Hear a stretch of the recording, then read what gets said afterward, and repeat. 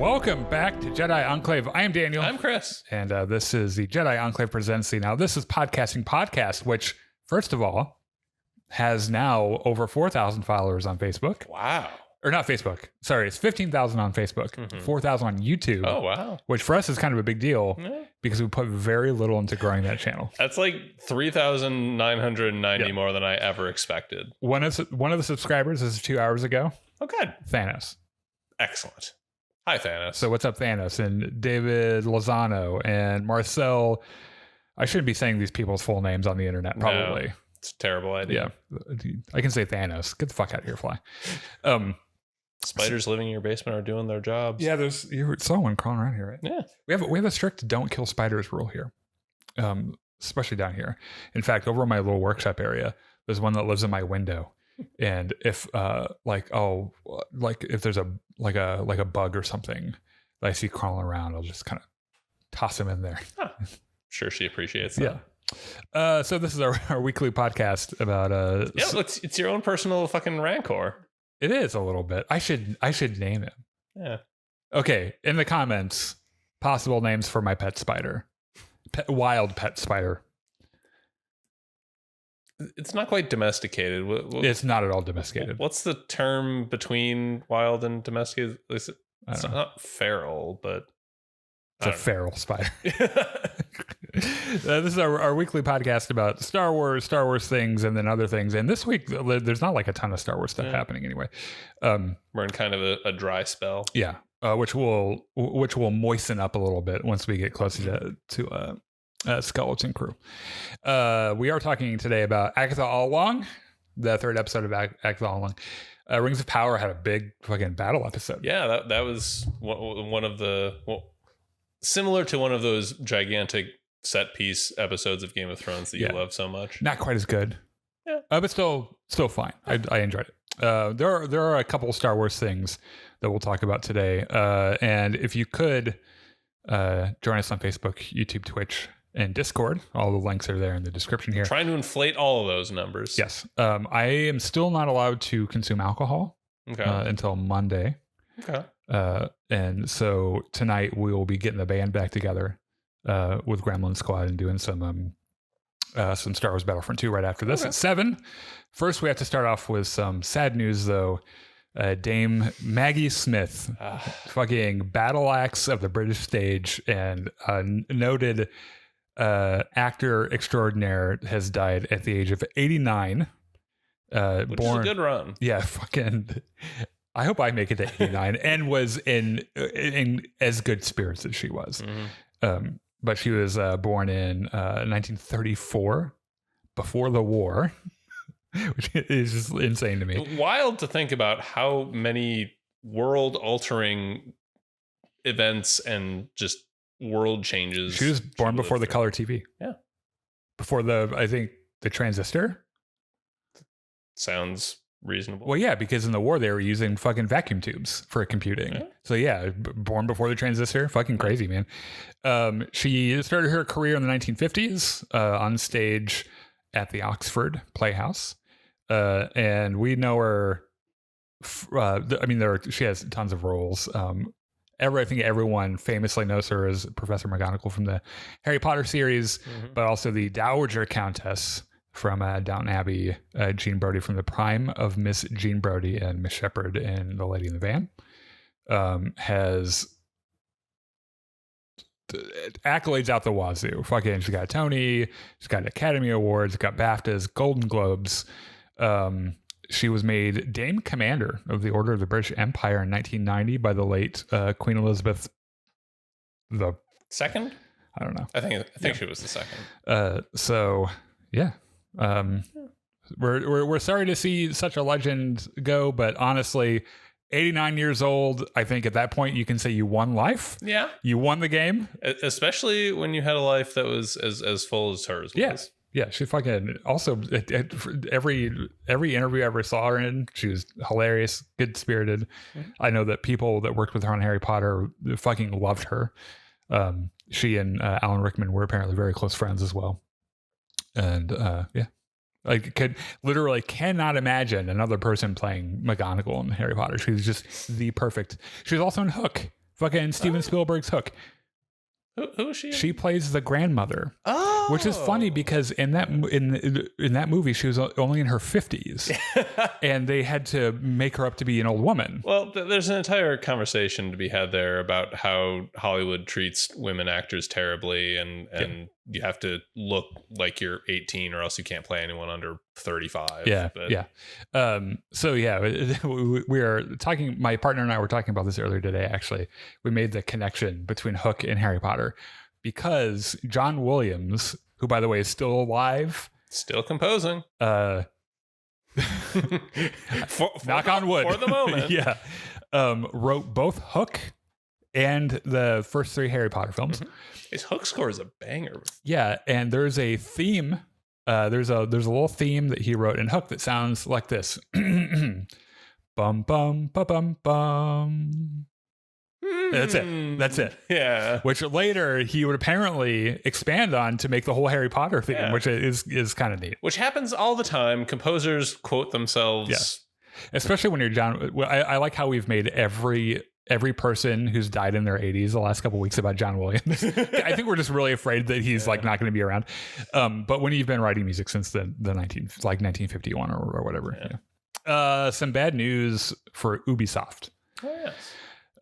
So first of all, Star Wars Outlaws, the sales have been softer than expected, which is their PR friendly way of saying, holy shit, we bungled the fuck out of this. Yeah, they bombed. For several different reasons, one of which being that like the game was kind of broken when it came out. It was plagued with bugs. It wasn't as bad as some other games I've played, but it's crashed a couple of times and I've run into a couple of bugs. And I think every review I've seen or heard has ranged from mediocre to meh to it's fine, I guess. I think like it really excels in the fact that it looks and it feels like Star Wars. Mm-hmm. And that's a really good jangling of the keys to distract you. But once you play more than 15 to 20 hours of it, you're like, this is not a good open world game. Yeah. Especially when you've played things like Red Dead Redemption 2, which is like the best open world game ever, or Elden Ring, which is also like this amazing open world game. And the big thing is that like, it's fine, I guess, would be okay for a developer who is doing like their first game in this genre or like a smaller indie developer. But for Ubisoft, anything less than this is outstanding. This is what you do. Yeah. This is your thing. But yeah, it's what they do. And not only that, they're beholden to a ton of shareholders to make millions upon millions of dollars year over year and to make even more millions of dollars than the previous year. Yeah. The second that they announced Ubisoft was doing a Star Wars game, a lot of people, myself included, were like, it's going to be broken when it comes out because that's their reputation now. Right. So also it's a live service game, which means that just like all the other games of its type, they had to publish a roadmap. Mm-hmm. And I think here's the season pass. Here's what you're going to get in the, 3 months post release. Yes. Now here's the thing. When you get a roadmap, it's supposed to be a roadmap of new content. Mm-hmm.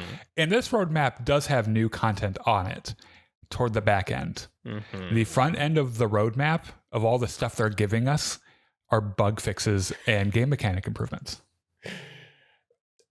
In fairness, if I'm interested in being fair here, which I'm mostly not. It's a corporation, fuck them. I don't think the developers intended for the first half of the roadmap to be bug fixes and improvements. Like, by the way, this is not an indictment on the people who physically made the game. Yeah, they are probably fucking brilliant. Well, like you were saying, the artists, the modelers, the animators, all those people made a fantastic game that looks and sounds like Star Wars. Yes, and they were also expected to do it while their families were probably being held hostage in a basement somewhere until they finished it. They were given like 3 years of work and told to turn it out in like 18 months. Yeah.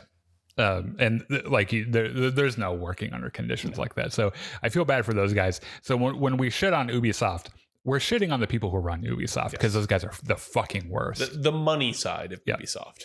So as a result, Assassin's Creed Shadows has been delayed. I love that this game bombed so hard it delayed the next game they were making in a completely unrelated franchise. Yeah. And then they're also abandoning the season pass model for it.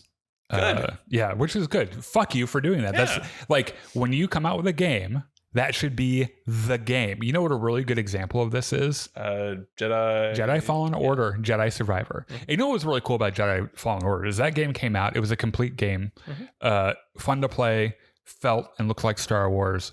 Fucking good story. Had a story with a beginning, middle, and end. Yeah. Resolved all the characters' plot lines. Didn't need to have a sequel, but left room open for one. Didn't need to have an update. Yeah, but they did, and they brought new content to it anyway. Yeah, just for shits and giggles. Yeah. Like you want a little arena where you can fight 20 Death Troopers at the same time. Fucking here you go. Yeah. You want to fight 20 Darth Vaders? You're gonna die, but here you go. and they rolled out an update with like some cool little features and shit. And here we have Ubisoft, who's just in another corner with a bowl of their own shit, throwing it everywhere. And that really messed up Assassin's Creed. So yeah. Speaking of Jedi Fallen Order. Yes. Cameron Monaghan. This is another. Okay, so this rumor is. So this rumor doesn't come from Cameron Monaghan, right? So this is a guy who I guess has leaked other Star Wars stuff before, right? Yes. Has said on his Patreon, because that's just how the universe works nowadays, that Cal Kestis will be coming to a Disney Plus show. And I think we had heard rumors about this like a year or two ago. I think people have been wanting it because I remember us talking about it on this very podcast at least once before. It's one of those things where like fans really want it. So it's like a wishful thinking kind of thing. Like fans want it. I'm sure Cameron Monaghan would be thrilled to do it. Yeah. I mean, he's an actor. He'll take money. Paycheck he can get. But like the question has always been, how does Disney work that into the greater universe? Easily. In fact, they've already kind of done it a little bit in Ahsoka. Because there's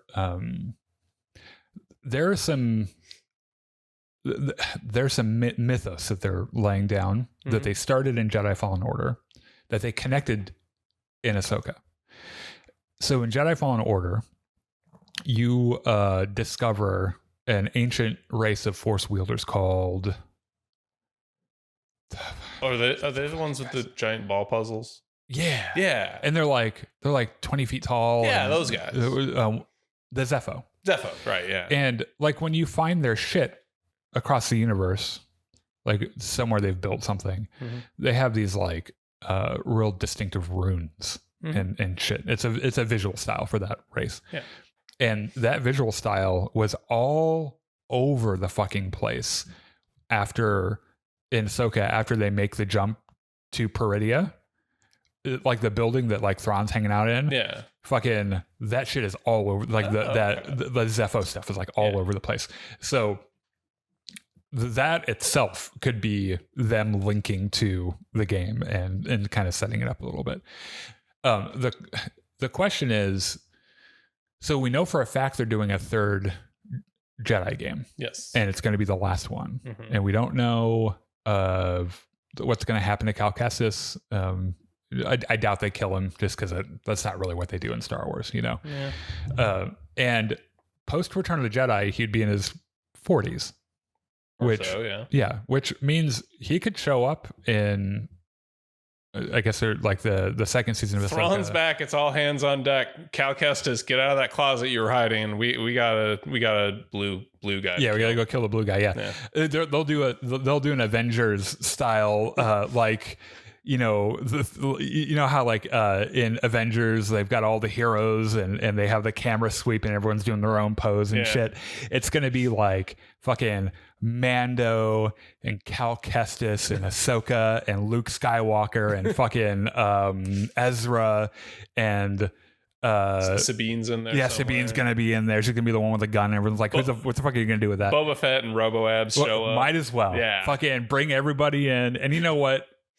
As cheesy as it sounds, I'd jerk off to it. I mean, sure, we all love mashing our action figures together. I mean, that'd be kind of neat.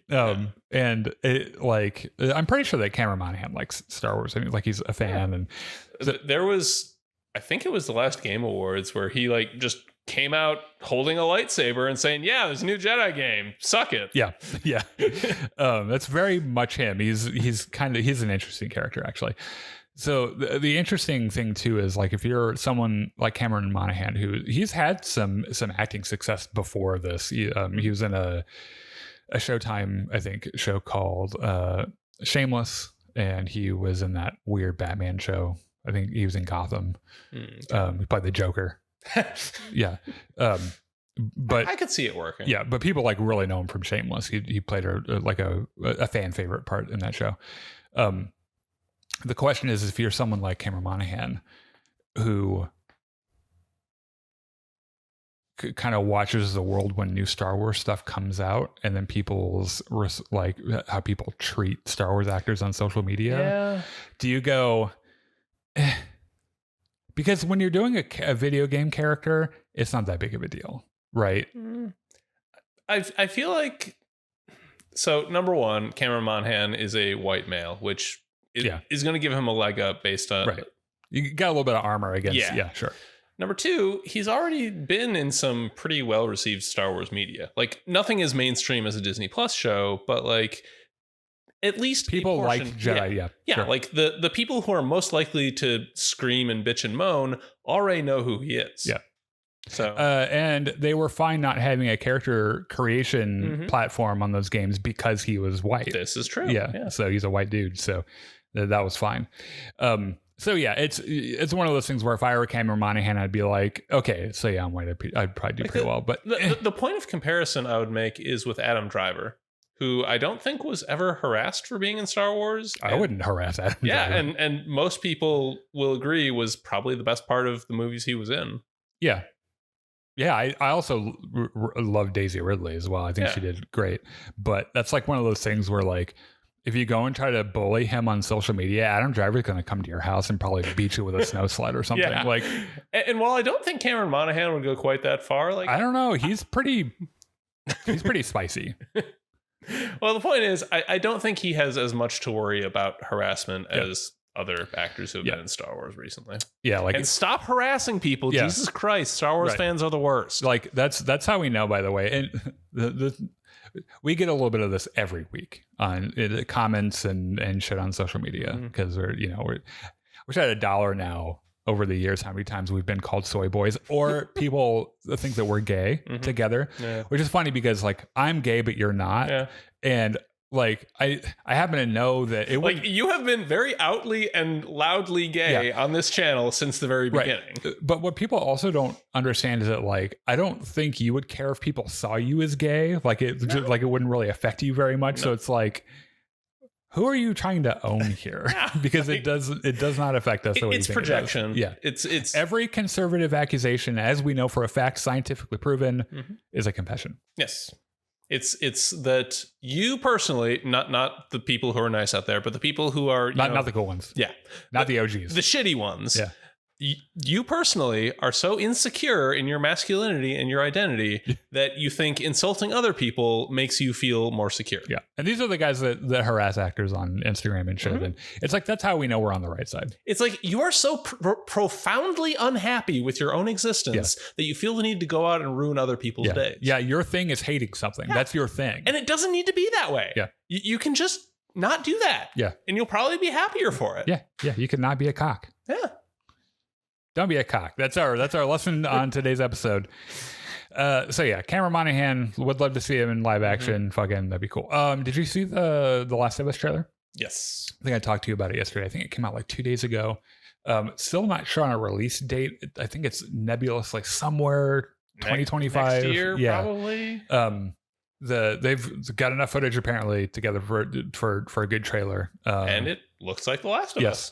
And we're not breaking it down or anything. I'm not going to spoil anything that happens in the game. I happen to have watched gameplay of the entire game and happen to know kind of what happens story beat wise. And there is this amazing twist and accompanying reveal at the beginning of the story that is just really great writing that really hit me when I watched the game.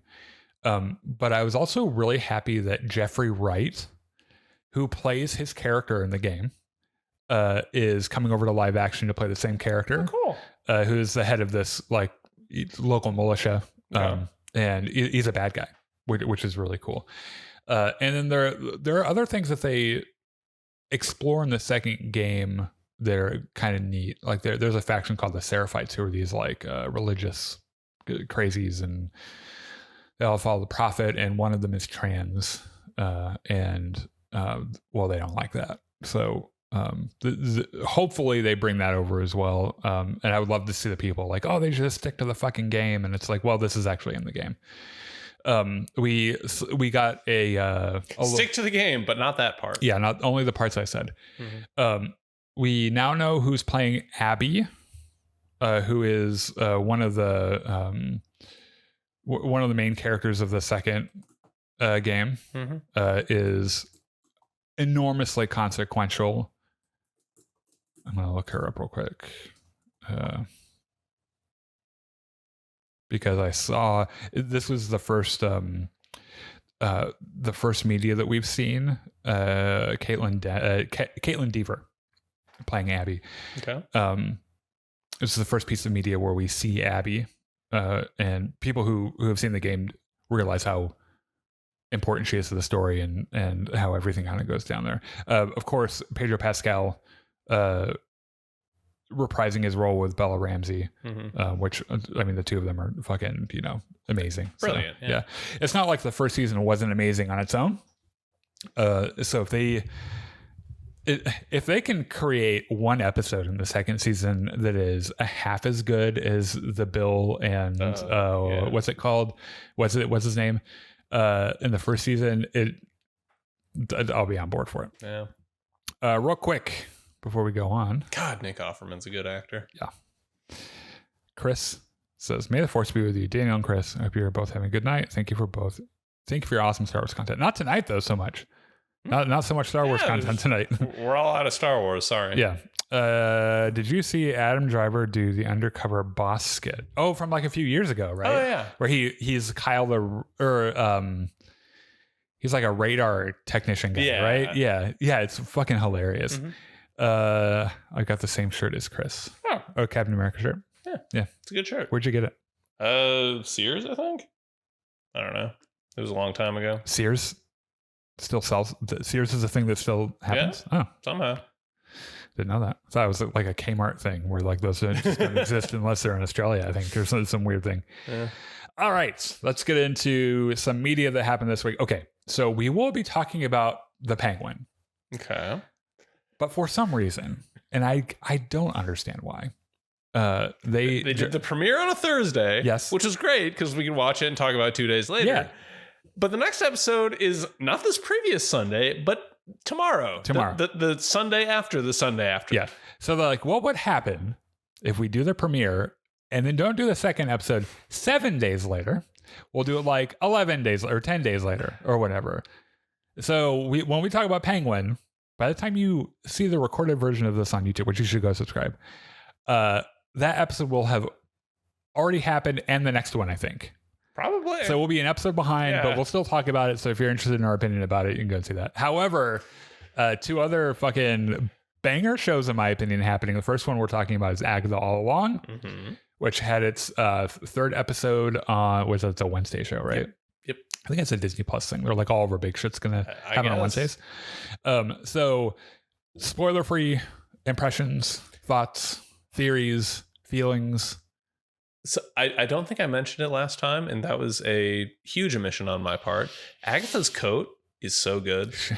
Agatha, like her wardrobe. You know what I'm talking about? Like her green, like long coat. It's like purple though, right? It's purple on the inside. It's green on the outside. Okay, yeah, that looks so good. She is so spicy and extra in this show. Katie Hahn is such a brilliant. They're all great comedy actors. Yes. It's so much fun. Like this is the character that she was born to play. Yeah. Which is, you know what, actually what's really funny is that my partner John and I know Aubrey Plaza from Parks and Rec, but Katie Hahn is also in Parks and Rec in the later seasons, and she plays a political consultant, and in that show is also hysterically funny. She is so good. This episode we get like we start on the road, right? The Witch's Road. And it looks like they're kind of setting up the form for the rest of the show, which is, I think, every episode sort of, yeah, gonna have a saw trap or something. A trial. Yeah. Because the whole thing with the Witch's Road is you have to assemble a coven of these 5 witches of different genres, and then you go marching down the road, and there's a trial, and each member gets a trial. Yes. What I love so much about this so far, strictly speaking in a spoiler-free sense, they took great pains for the Witch's Road to be practical and in camera.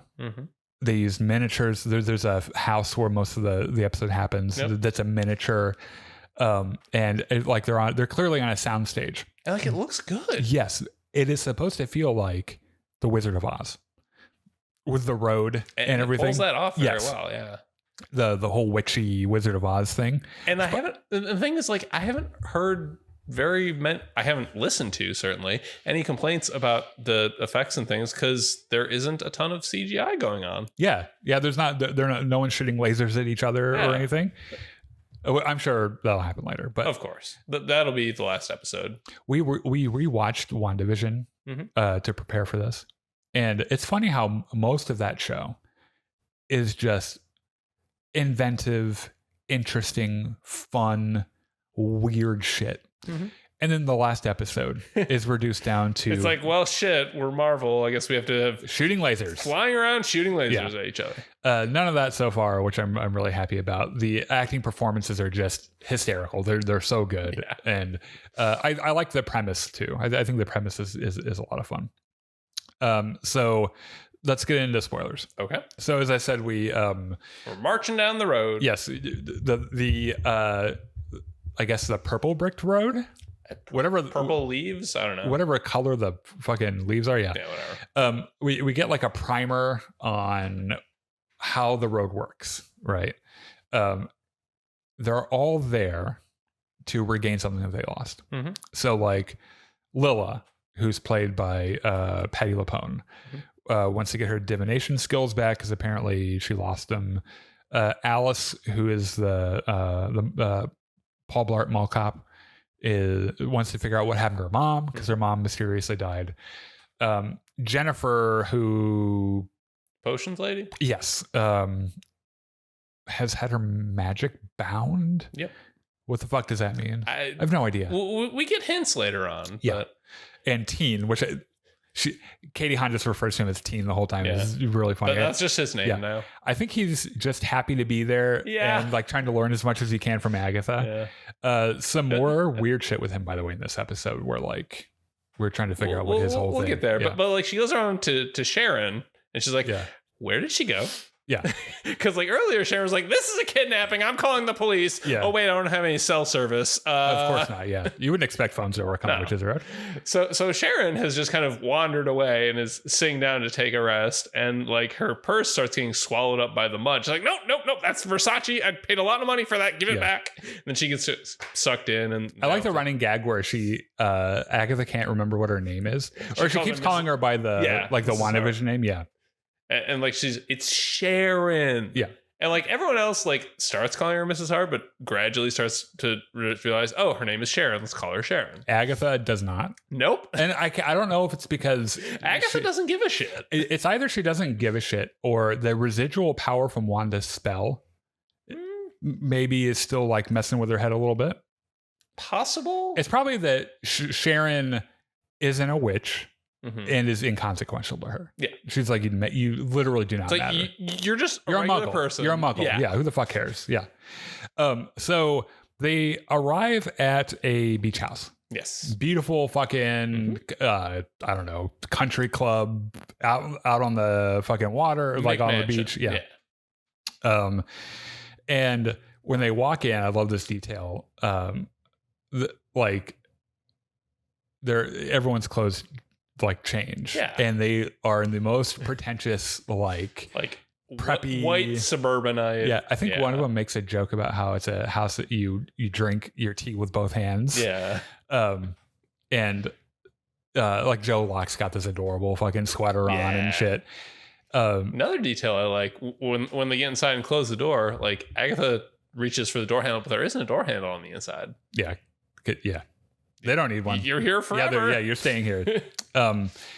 And because of course it's a country club / goop house, there's wine readily available.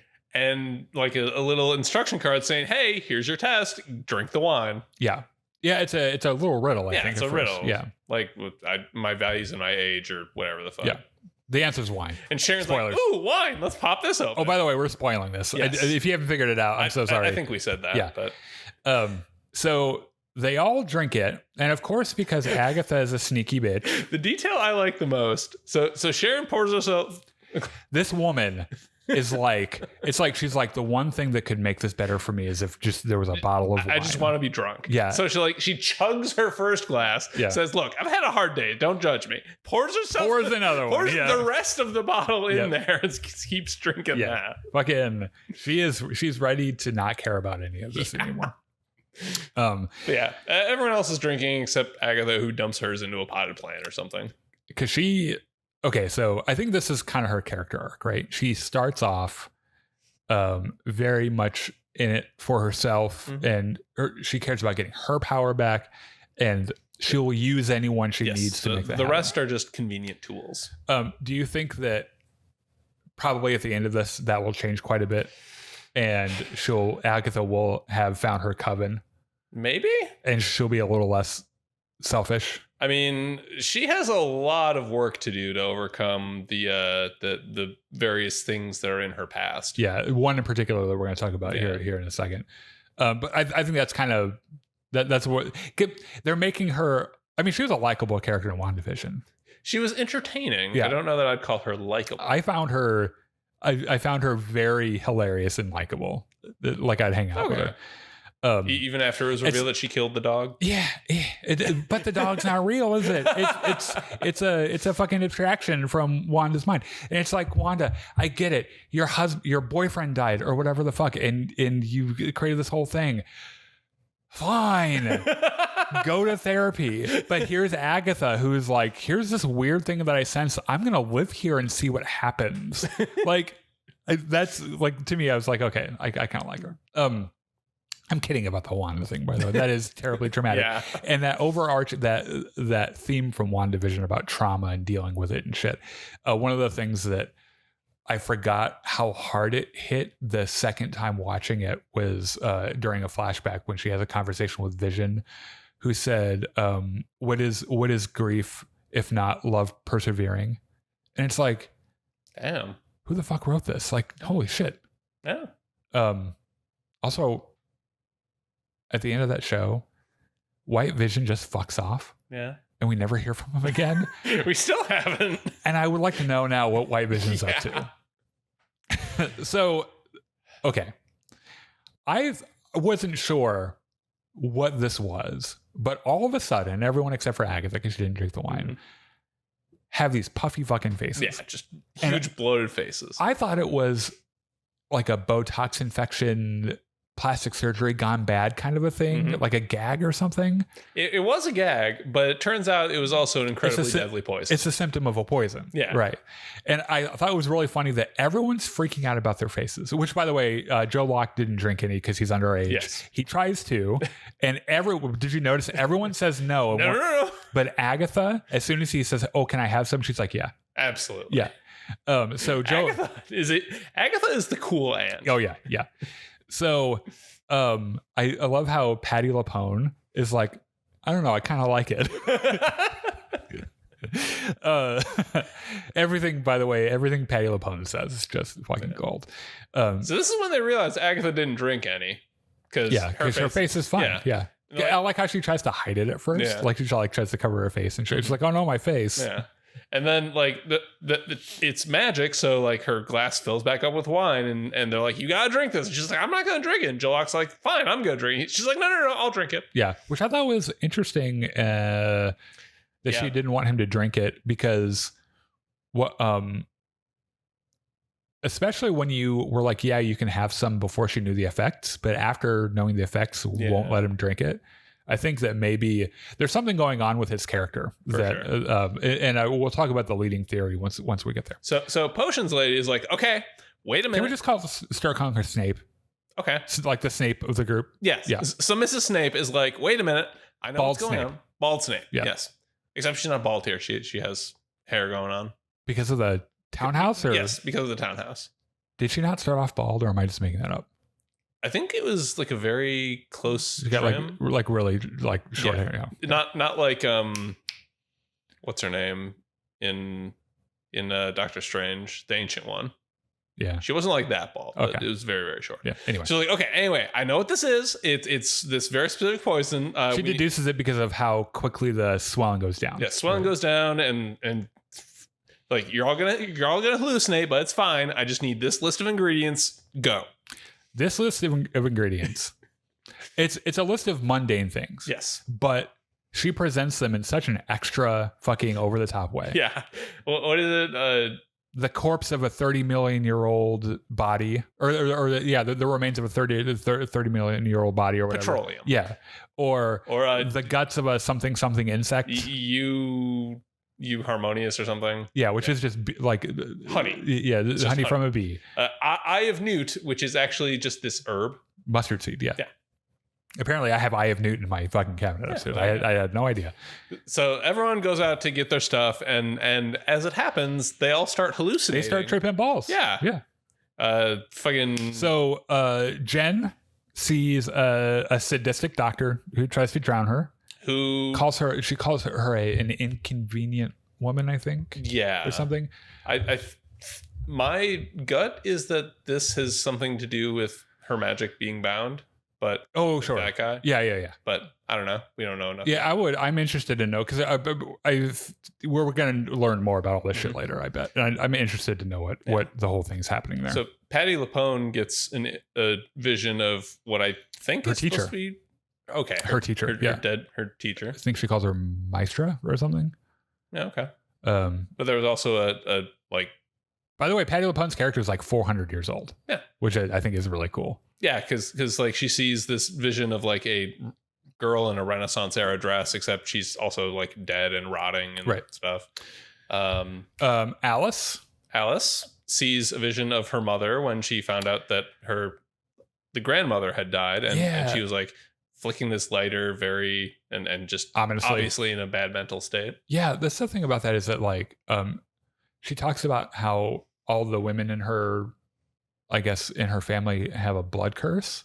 Yeah, they're cursed. Like there's a scene earlier when Joel is like, "Hey, I like your tattoo." And she's like, Don't look at it. She was like, "Thanks. Yeah, you're actually kind of cool." Yeah. Also, it's a protection against curses. Right. Her mother made her get. Mm-hmm. And I think the whole thing there is that when she found out that her mother had died, she assumed the curse was coming for her, so she drank a poison or something. Or something like there's obviously some trauma. Right. Yeah. And then Agatha hears a crying baby. I like how the onset of her symptoms, because she drinks quite a bit later. Mm-hmm. So hers happens much later. Everyone's tripping balls and she's got a swollen face. Yeah. Right. So like she hears a crying baby and goes over to see this crib. Like she pulls down the blanket and it's the book the fucking Darkhold traded her firstborn child for. Which, by the way, let's talk about some of the dialogue that happens during some of these ball tripping / character development scenes. So Alice and Teen kind of they have some shared trauma over losing something, right? Maybe, I think, or something. I think something bad happened. I can't remember. Well, there was also a scene with Teen where he tried to say his name and got the scribbled over mouth thing. Right. So this confirms a thing. By the way, I thought that maybe this spell was just Agatha. Right. Apparently, no one can hear what his name is. Yeah. And they called it a sigil, which is funny because I think they thought that Agatha was put it on him, and Agatha's like, "Bitch, I don't do sigils. That shit is so far beneath me. Yeah. I wouldn't even bother." It's a parlor trick. I like how that immediately makes Teen way more interesting to everyone, and it's significant that even Mrs. Hart, Sharon, couldn't hear it. Right, and she's not even. Yeah, she's not even a witch. And she still couldn't hear his name. Yeah. So let's talk about this for a second, because he has a conversation with Jen, who's pretty much like, listen, don't trust Agatha. She sacrificed her child to get the Darkhold. And then name dropped what everyone has been edging the fuck out of themselves to hear since WandaVision. Mephisto. And I swear to I posted from our account the night that the show came out. I was like, everyone should check on Eric Voss and make sure he's okay, because just real quick, when WandaVision was coming out, the guy at New Rockstars was at his fucking wits end, and doing his fucking board. Pepe Sylvia, connecting the lines. And the thing is, all the shit that he was presenting wasn't crazy. Yeah. Like it like a lot of it made sense, and like everyone was sure that Mephisto was going to show up sometime in WandaVision. And the fact that they said it is either just okay, Eric, calm the fuck down. We get it. Yeah. You all thought it was Mephisto. Yeah. Sorry, it wasn't Mephisto. Yeah. We mentioned him. Or that's a thing they're going to bring into the MCU, which would be kind of neat. Now, let's take a quick primer on the ridiculousness that is Billy Kaplan's thing, which is Mephisto was split into a bunch of different parts. They used 2 of them to make 2 babies, Billy Kaplan and Tommy Shepard, who is Wiccan and Speed. Yes. But somehow there's still Wanda Maximoff's kids. Yeah. Despite the fact that they both have different last names than her. It's that thing. It's weird. You know how like stories in comic book runs, they become kind of obscure and weird because they're kind of making it up as they go along. Yeah, because like there's over the course of, I don't know, 20 years, there's 17 different writers and they all have different ideas of what the character is and what they should do. Right. So it's weird. And I think that they might be trying to kind of reboot the character Billy Kaplan to make a little bit more sense, right? The theory that I saw that I liked was that Billy Kaplan existed before WandaVision? Yeah, but before so Agatha's kid, Nicholas Scratch, was sacrificed for the Darkhold, apparently. Yeah. And when Wanda's hex broke or whatever, like a part of his spirit, it is inhabiting Billy Kaplan, and that they're going to do an amalgamation of Nick Scratch and Billy Kaplan, and they'll call him Billy Kaplan, because there are shots from the trailer, like Joe Locke is Billy Kaplan. Yeah. Like there's a shot of like him doing some magic, and it's like blue magic with a blue pentagram, which is exactly what Billy Kaplan does in the comics and shit. Yeah. So they're also going to do a Nicholas Scratch thing with it too, I think. So I'm not sure how they're going to do it. Okay. But it's gonna kind of bleed into the whole sigil thing, and there's a whole mystery there. There's like if you watch the trailers, there's like an 80s horror movie thing coming up, and they're all in 80s getup, and like Joe Locke is wearing Billy's colors and everything, and it's kind of like, you know, so there's that whole thing. Let us know in the comments what your theories on that are. So they have to make this potion, right? So Jen is like, I need the biggest cauldron I can find. Hey, wait a minute. Let's just use the sink. Right. Shit, how do I heat this up? Joe Locke's like, hey, they have a sous vide. Yeah, right. He mentions his dad, by the way. And I also think that in a casting thing, they name his parents as something Kaplan. So... yeah. But yeah, so they throw all the shit in. They sous vide it. Yeah. They have him like stir counterclockwise with his dominant hand. And of course he's like a Gen Zer, so he doesn't know which way counterclockwise, because those kids can't read like analog watches and shit. And like they eventually get the potion to work, and everyone drinks it. Oh god, we're fine. hey, wait a minute, Sharon's been unconscious this whole episode. Let's just stuff some down her throat. Yeah. And oh God, the house is flooding because we're actually underwater. Everyone escape out the oven. Yeah, the oven just like fucking Just opens. ominously pops open. Yeah. And they're like, shit, is that our way out? Yeah. I love, the noise that Agatha makes when she jumps into the oven? It's so weird. I don't like, it's just like, I don't even know how to describe it. She just makes this noise and it just jumps in. Yeah. Yeah. It's not that. It's something way weirder than that. It's just kind of strange. So they all get dumped They down the water slide back onto the witch's road. And they're like, whew, okay, everything's fine. We're all good, except Sharon's dead. Yeah. And to which Agatha says, wait, who's Sharon? And everyone just gives her this look. like really, yeah. Roll credits. Yeah. I really hope that she's not dead. I really hope so. Because she's my favorite character. She was kind of the comedic relief for that. And in a show full of comedic relief. Yeah. I liked her a lot. And I really hope not one of them dies for every trial. Yeah. Because that could be what happens, is that they all die and at the end it's just her and Joe Locke left. Well, we do know Aubrey Plaza is coming back at some point. Yeah, she shows up somewhere down there, yeah. And you think that the Salem 7 or find a way in to chase them and shit. So yeah. Fucking like looking down from a tree, breaking their necks to look at her. Yeah. Yeah. Crawling downstairs like in a weird way. Yeah. So yeah, next episode is what, Wednesday next week. Looking forward to see it. Let us know what you thought in the comments, and what your pet theory, your favorite Mephisto Nicholas Scratch theory is. And let's move on to Rings of Power. Okay, 7th episode of Rings of Power season 2. We finally get, with the exception of the first few minutes of the first episode of the first season, get a good fucking battle, right? And in the first episode of the first season, we don't even really, it's just like they're vignettes of different battles and shit. And we're not going to spend a bunch of time on spoiler-free shit on this, but I'm spoiled by things like Battle of the Bastards and the Battle of Blackwater Bay and the Long Night and all these iconic HBO fucking battles that this is trying to be. Yeah. And it's good, right? I enjoyed watching it. It looked good. It's a cool fight choreography. Yeah. Like they do a decent job most of the time of telling the story and really selling you on the things that are happening. It is starting to become apparent that Amazon wants their own Game of Thrones. Yeah. And I mean, why wouldn't they? Game of Thrones makes so much money. Right. And it's like, you're almost there. Yeah. It's just, I don't know. Game of Thrones is better. It just is. And that's, that isn't to say that this is bad.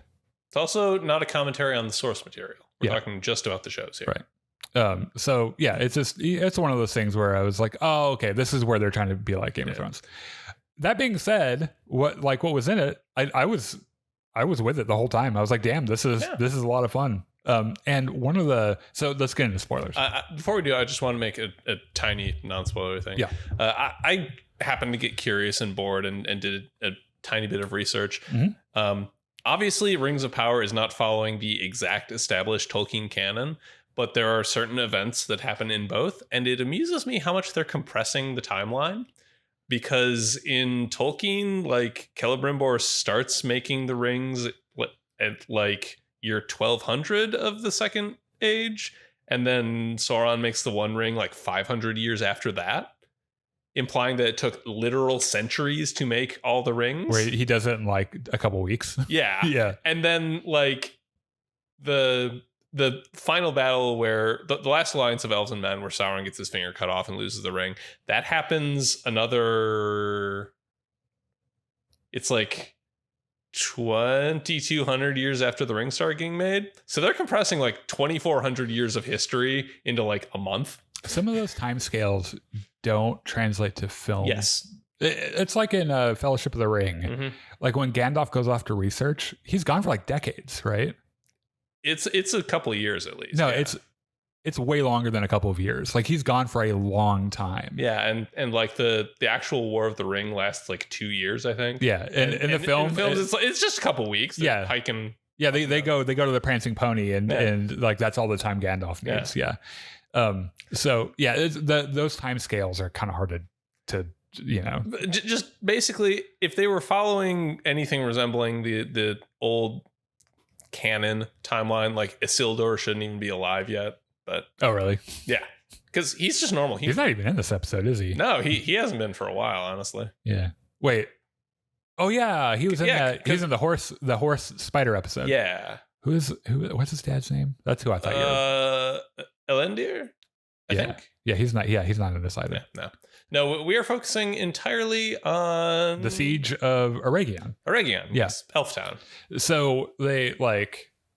So spoilers now. Yeah, by the way. Yeah, and as we saw in the last episode, Adar is like, all right, so I just want to kill Sauron. Yeah, I don't really care that he's behind the walls and shit, and he's a bunch of elves. This is all according to his design, and I don't care. We're here to kill Sauron. I don't give a fuck. I'm just gonna walk in there and fucking kill him. I'm just gonna stab him. And Galadriel, of course, is like, well, that's fucking stupid. Stupid idiot. Yeah, that's a bad idea. Yeah, like you're doing exactly what he wants. He's like, yeah, no, whatever. I like how all of his orcs are like, we just want a good life. Yeah. And he's like, go out and throw yourselves against the battlements, please. There's a point where like his right hand orc is like, I thought you said you loved us. And he's like, I do. I love you so much that I would rather you die than become Sauron's slave. Yeah, I love you. And I would hate to see you die for not obeying my orders. That's how much I love you. Anyway. So Elrond shows up. Mm-hmm. Well, they fucking charge the orcs. So the elf army shows up. You're jumping way here. Well, we start off with Celebrimbor, right? Yes. So Celebrimbor is still on fucking Sauron LSD. Yes. He thinks everything is fine. I like how he ends up figuring it out. Yes. Though. Like you can tell.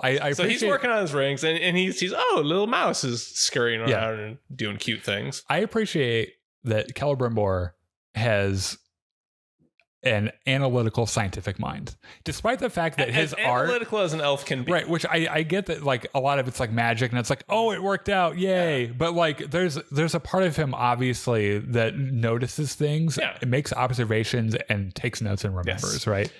Long story short, he discovers that he's in the Matrix. Yeah. Because the elf the mouse does the same thing. He's on a loop every 30 because minutes. like Sauron doesn't have the RAM. Yeah, and like he marks on his candle with a pencil and it never burns down past that point.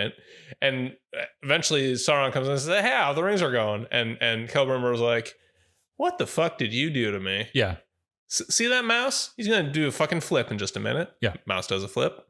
Oh, and these embers, they all make a smiley face. What the fuck is this? Yeah, well, what's going on here? And Sauron's like, I need you to make the fucking rings, please. Yes. And there's like explosions, and he's like, don't listen to that. Just make the fucking ring. The way he breaks it, Celebrimbor takes his hammer, chucks it at Sauron, who dodges. It breaks the window, and then you can hear the explosions coming in. The people screaming and shit. Celebrimbor's like, what did you do? Yeah, I like how Sauron's like, oh, like there's a person screaming. He's like, oh, don't listen to that. What's weird to me is that in the last episode, Celebrimbor had his little spoon with the mithril, right? Mm-hmm. Or maybe it's this episode, and he's making the rings. Well, he has the little container that Sauron gave him, right? Yeah, and he's which making in the Matrix is mithril, but is it? But it's not though, right? I think it's Sauron's blood is what we're supposed to take from this. Yeah, which is. And he's just doing elf magic. Like he believes that it's metal, so he can work it like metal. And like he once he's out of the Matrix, he happens to dip his hand. They're like, oh God. It's like, oh God, this is fucking gross. And Sauron's like, yeah, I got it out of my hand. Yeah. That which I think is an interesting thing. It's a really good explanation for why those 9 rings like corrupted the men so immediately and completely. It's got black goo in it. Yeah, like it is literally part of Sauron. Yeah. So Sauron has everyone else in Eregion just around his finger. Yes. So fucking what's her name wants to fuck him. Yeah. And he's like, look, Celebrimbor is not doing too well. Yeah. Like I'm doing my best to just keep us all alive here. Yeah. The guard, he kind of paints Celebrimbor as the crazy guy who is giving up his responsibilities, and he's like his mind has completely broken. He's only worried about the rings. Like, just let me make all the decisions. I'll take care of it. Yeah. So he even tries to reason. He even tries to run out and tell what's her name, Yeah. Where he's like, dude, well, once Celebrimbor's out of the Matrix, this is like, there's two scenes in this episode that really bug me. Okay. This is one of them because Celebrimbor goes from up in the tower talking to Sauron to immediately opening the doors. And I needed to see how he got out of that room without Sauron, like, just either letting him go or stopping him. Yeah. Okay. Yeah. And he tries to tell her, it was like, hey, that's Sauron. And they're like, dude, you're crazy. In fairness, like, he's bleeding from his head. Yeah. He's got a whole bunch of dirt. And he's going on about, he's like in the fucking mouth and the candle. And she's like, what the fuck are you talking about? And then Sauron was like, hey, look at his hand. He fucking bleeds black. By the way, he chucks that bitch over that wall so quick. Like, well, okay. So Sauron holds up his hand. They're like, Mirrodin's like, okay, Grandpa, get your hands off me. That's great, Grandma. Let's go to bed. And if you notice, there's like, Sauron does this very subtle gesture to really force her, flip her off. So this woman, in her mind, it was like, oh my gosh, she thinks I look like Galadriel, and we're gonna get married and have these beautiful blonde and like he even kids. tells her at some point, I will make sure you get what you deserve. Yeah, and he's like, yeet, right over the wall, and she immediately gets killed by orcs. Yep, and Sauron's like, oh no. Celebrimbor's like, what the fuck? Sauron's like, okay, now I'm not saying, that was your fault or anything. But it's your fault. But if you don't finish those rings right the fuck now, I'm going to do that to everyone you love. Yep, everyone, all even the kids. The Every women single and one of these elves will be brutally murdered by orcs unless you give me those rings right the fuck now. Yeah. And Celebrimbor's like, so let's back up. Let's back up a second. Okay. So the elves make their attack on the orc camp, right? And right before they get up to it, they like. So this is the elves from Lindon with Elrond and Gil-galad. Yeah, who's, by the way, the fucking king. He's got his fuck. You know that there are people that they're not happy unless they're shitting on stuff. Yeah. And I like someone in the in a comment section somewhere was like, I like how the fucking king in the book has a spear and he doesn't even have a fucking spear. And it's yes, like, he does. It's like, he has a spear, you dingus. There's a giant fucking spear. It just happens to have a longer sword-like blade on the end. Yeah, and people like a bunch of people were like posting pictures of it. And it's like, you mean the spear? Yeah, you fucking idiots. So they like right before they're about to hit the line, fucking they have Galadriel in the cage, and Elrond's like, shit, I like her. No, so they have a little treat, right? They treat in Adar's little. So Adar's like, give me the fucking ring, and Elrond's like, it would be really fucking dumb of me if I brought the ring here, wouldn't it? Yeah. And he's like, well, if you don't do what I say, I'm going to kill Galadriel. And he's like, well, that sucks. Yeah. I mean, I'll miss her, but can I at least say goodbye? Yeah. And Adar's like, yeah, okay. Yeah. So Elrond like goes up to her and says, I'm really sorry about this. And she's like, just fucking kick their ass. And then they kiss. And this is the other scene I had an issue with because I really did not read their relationship as that. I think, so I'm not plugged into like the canon. Mm-hmm. And I know that some people are kind of upset about this. I don't care. I honestly don't care. I'm not upset about it. That's just not how I saw them. It's like, look, I'm gay. Mm-hmm. I'd probably make out with Galadriel if I had a chance. Yeah. Like if I was like, you're about to die, can we kiss once? And she was like, yeah, okay. I'd be like, all right. I do know in the Tolkien, at the very least, Galadriel is married to another elf. But I don't know about Elrond exactly, but I hope they make him gay. Just to piss everyone off. Yeah, that'd be great, actually. Oh, so before this, he meets up with Durin, by the way. Yes. I guess we should probably start there. Yeah. So the dwarves are like, well, shit. The king is kind of going crazy. Not going crazy. He is batshit insane. Yes.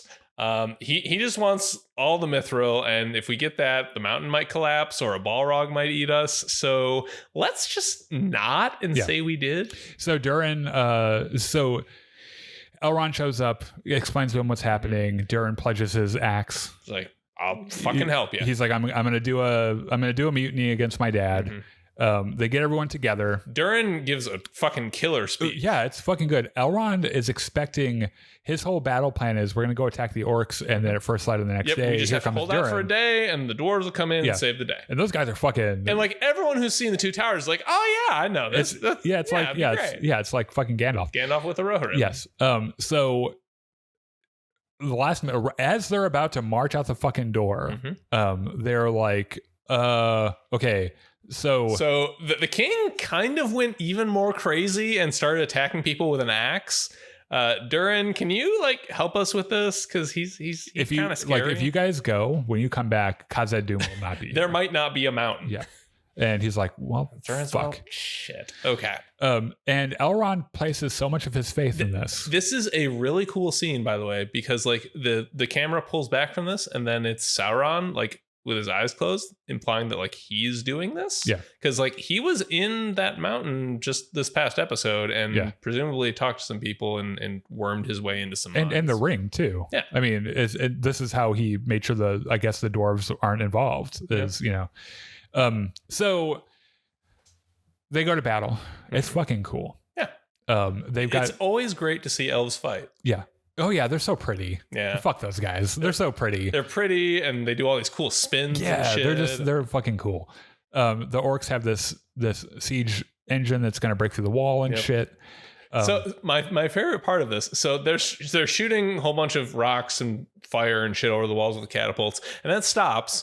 And fucking Sauron's like, wait a minute, why did they stop shooting? The guns, they've stopped. And they've turned the catapults to shoot at the nearby mountain. Oh, to bring it to dam the river. Dams the river so that they can walk. Oh yeah, because they're like, oh, we're protected by the river and shit. Yeah. So a battle goes down. There's a fucking mountain troll that thinks everything is hilarious. Apparently, laughing at everything. So at one point in all this, Galadriel gets free using the little pin that Elrond had smoked to her, and she's like sneaking around the camp, and she's about to get caught, and then fucking Arondir is shooting all the orcs. He shows up, saves her, and she's like, okay, let's go into the city, we can save the day. Arondir's like, no, I'm here to kill Adar. And she's like, dude, you'll die. You will die. Yeah. Like, we have lost enough good elves this night. Let's go do something smart instead. Yeah, I like how his first reaction to you're gonna die is what's the worst that could happen? I die. I have already lost everything I care about. And she's like, okay, look, I know you lost your girlfriend. That's very sad. Yes, I'm very sorry for you. But will you pull yourself together, man? We have a battle. And he's like, fine, okay. So they end up destroying the siege engine. Yep. They kill the fucking mountain troll. Yep. Or I think that's a mountain troll, right? I think so, yeah. Or some kind of troll. Yeah. Probably some of the guys from our comment section. So Celebrimbor has decided, okay, I'm done making these rings. Unfortunately, Sauron has kind of chained me to my work table. So he has to like he's banging out with his hammers and shit, trying to break this chain. He's trying to get it over his wrist, and he realizes, fuck, my thumb's in the way. Thumb's in the way. Wait a minute. He's like, well, let's fucking see whose will is greater, bitch, yours or mine. Yeah. And gets his fucking paper cutter and slices. That is a good line, by the way, about whose will is better. Because right before Sauron had a conversation with him saying, like, it really fucking sucks that you're making me do this to you, by the way. Oh, that whole thing was incredibly gaslighting, manipulative behavior. Yep. But like, I really hate that I'm having to do to you what Melkor did to me. Yeah. You know, when he was... You mean. Same thing. Oh. Yeah, see, I don't know the canon. Yeah. Sorry. Morgoth. I was so proud of myself for remembering that name, too. Yeah. Morgoth is just the name the elves gave him, but his original name was Melkor. Anyway. Also, I will always remember Celebrimbor's name because I love saying that name. It's a good name, yeah. It just, there's a quality about it. Sauron's like, okay, look, I'm really sorry that, you're making me do this to you. You're making me punch you in the face. Why are you hitting yourself? Why are you hitting yourself? Guy, he's my brother. Oh, my God. But can you fucking make these rings already? All right, I have to go, make sure we don't die yet. Bye. Yeah. And Celebrimbor's like, fuck this. Chops off his thumb, gets all the rings in a bag. Puts them all in a little drawstring bag. He's like, even the bag is beautiful. Yeah. It's like everything they do is so fucking gorgeous. Runs down the stairs. Like he gets knocked out because of rock impact. And like he wakes up and it's the elf captain and like 6 of his guys. And they're like, sir, we need to get you back up in the tower where you're not going to fucking hurt yourself. Yeah. And Galadriel's like, what the fuck are you guys doing? It's Celebrimbor. Yeah, it's fucking Celebrimbor, lord of this fucking 2-horse town. So I like how they have this conversation, Galadriel and Celebrimbor, and he speaks perfect sense. Yes. And is lucid. Mm-hmm. And the elf commando guys around them realize that he's not crazy. And they're like, oh shit. Okay, well, we're on your side. Okay, yeah. We did a bad, but let's try and fix it. So his plan is... Yeah, he gives the 9 rings to Galadriel, and Galadriel's going to escape and get as many people out as she can. Yes. By the way, I love this admission where Celebrimbor was like, I knew it was Sauron from the beginning, but what he was offering me, I could not resist it. And she was like, I know, he did the same thing to me. Another great example of how Sauron works his magic. Like it's not even anything supernatural. It's just like he's making an offer that you don't want to refuse. Right. And it's the thing where like he didn't even have to necessarily hide himself. Like Celebrimbor knew it was Sauron, but it's just like he thought he could control the situation and he could get what he wanted and everything, but like you don't manipulate him, he manipulates you. That is how Sauron works. So he and the elves go back up the tower where Sauron has discovered Celebrimbor escaped, and he's like flipping tables and doing shit, and he walks in and Celebrimbor's like, it's over, Sauron. We're gonna fucking arrest you. We have the high ground. Yeah. So the fucking elves all surround him. And then Sauron's like, this is where I knew. I was like, oh no. The elves are all pointing their beautiful fucking swords at his neck. And he's like, bitch, did you really think you were in control here? Yeah. And he just sort of twists his hands and all the elves turn to each other. Yep. And they just poke each other. Pull their swords back and they all stab each other. And then he fucking fall over dead. He fucking cuts the one dude, like fucking cuts his throat and shit. The captain comes in, he takes a sword, cuts his throat, and falls over dead. He's like, now where are the fucking And then Sauron has an erection. He's like, oh God, that was so cool. Anyway, where's the rings? And Celebrimbor's like, I ain't giving you no fucking rings. He's like, you're going to give me the fucking rings. He's like, well, actually, I don't have them. The rings aren't here. I FedEx them to a different fandom. They're in the Harry Potter fandom now. So outside, the sun is coming up. There are very Here comes Durin. There's like 20 elves left. Oh, yeah. It's like the Jedi. It's like the Jedi in episode 2. Yeah. Yeah, there's 20 elves against like 1,000 orcs. Yeah.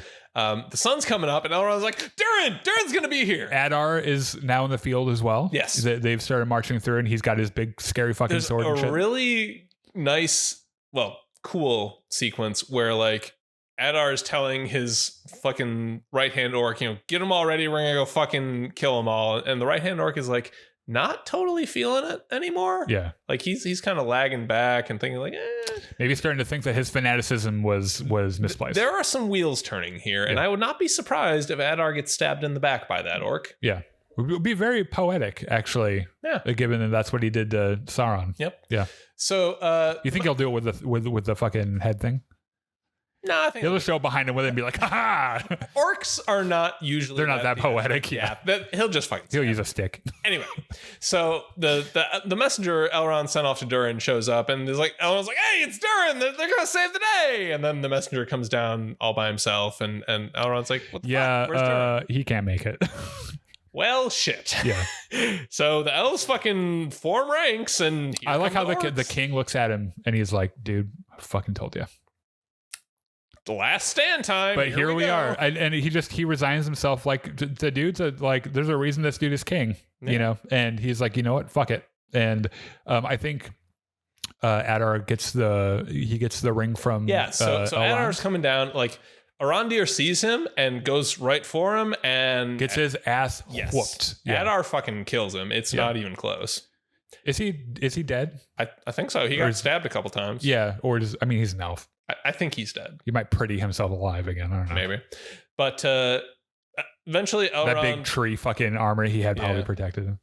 So Adar comes up to Elrond, fucking grabs him by the neck and chokes him and knocks him out and has the ring. Because Elrond was wearing it on a chain around his neck like a dumbass. Yeah, like he said he wasn't doing. Yeah. So he's going to put this motherfucker on. Yeah. And which is probably exactly what Sauron wants. Or what Sauron wants. Probably, yeah. Yeah. So end of the episode. Yeah. All right. Let us know in the comments what you thought. It's pretty good. About the whole Rings of Power thing. I've been enjoying it so far. Yeah. It's fun. Here in a couple minutes, we're gonna go play some Battlefront. We hope that you can come and join us, and we'll see you in a few minutes. Bye.